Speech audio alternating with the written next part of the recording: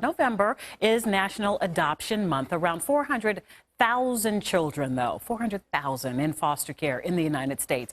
While many of them need temporary homes, some of them need permanent ones. And our next guest made it their life's mission to help. Celebrity fitness model and trainer Mindi Prather and his lovely wife Mindi are here in studio to share their family's story and offer some tips to help navigate the adoption process. Happy Thanksgiving. Thanks for being with us. Thank you so much. Happy Thanksgiving. My goodness. So just tell me about why you decided to add to your family, because you do have biological children too. Yes. Tell me who said, you know what, there are these kids that need homes. Let's try this.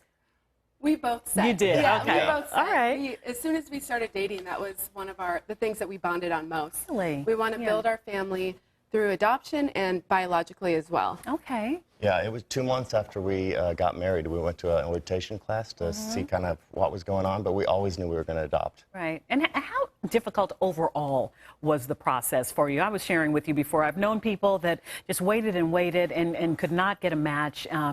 But for you all, I want to know how difficult, how easy, what do you say? It's an emotional process. It's very, we did it through foster care, which is different. There are many avenues of adoption, but through foster care, it can be a long process. It can be a tough process emotionally sometimes.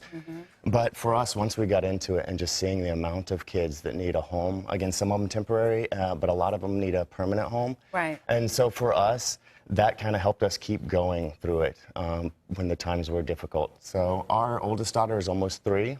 And it took us about 2.5 years to go through the process. My goodness. Yes. Yeah. And I know that sometimes it doesn't end in the favor of the hopeful adoptive parents, Yes. right? Yes, that is the thing about foster care. Right. The main objective of foster care is reunification with the biological parents. Okay. So not every kid is going to need a forever home.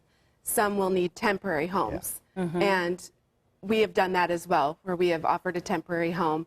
But our 2 girls, we are adopting out of foster care. One is adopted, and one we are in the process of. And then we also have biological twins. Right. Everyone. You have a full house. Yes, everyone's under 3 years old. Wow. Yeah. Okay, so you guys are busy. Yeah. Okay. Yes, very busy. So what would you say, I guess, to someone who's watching, who's maybe on the fence? What is the advice? What is the hope that you can give someone who's thinking of adding to their family this way? The first step, the thing is you want to do is just take the first step. Go to a class, talk to someone who's adopted. Just kind of get started, and you'll see whether it works for you or not. Right. And one thing we always say is your child will find you. It really does. It really works that way. Yeah, your forever child will find you. I think the biggest thing is to be flexible, be open-minded, and be resilient if you choose the foster care path. Okay. Yeah. So would the opposite of that be a private adoption then?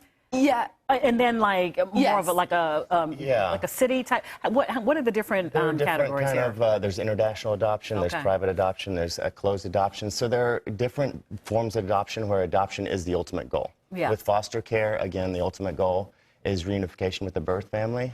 Sometimes that's just not possible, and adoption is the best alternative to that. Yes. But there are other avenues where the goal is adoption. So, you know, we often hear bad news stories when it comes to foster parents, to be quite honest here. I want to get your thoughts on that, and because it's so refreshing to see a loving couple that's in it not for, you know, what people say just to supplement an income or what have you. Yeah. What are your thoughts on that? That's one of the things we found out. There's a lot of misinformation, or the stories that get told are often not the best stories. Right. Yeah. And so for us, that's one of the reasons we kind of started doing this, because we love to talk about it, and naturally it just kind of came to us to talk about it more and more. And people, we found out, do want to hear the good stories. Because again, there are stories that didn't turn out positively, and those are the ones we hear about. Yes. Yes, and so that's been our goal as a couple. Like, we have a great story. We know other foster parents or adoptive parents who have a great story, and I think it's time to shed light on the positive I love aspects. it. Yes. Absolutely. Yes. Sitting right here, proof. These are the Prathers, of course, John and Mindi. Thank you. Happy National Thank you. Adoption Happy Month. National Thank you. Adoption Month. Thank And you. thanks for spending some time with us Thank today you on so Mindi. much for you. having us.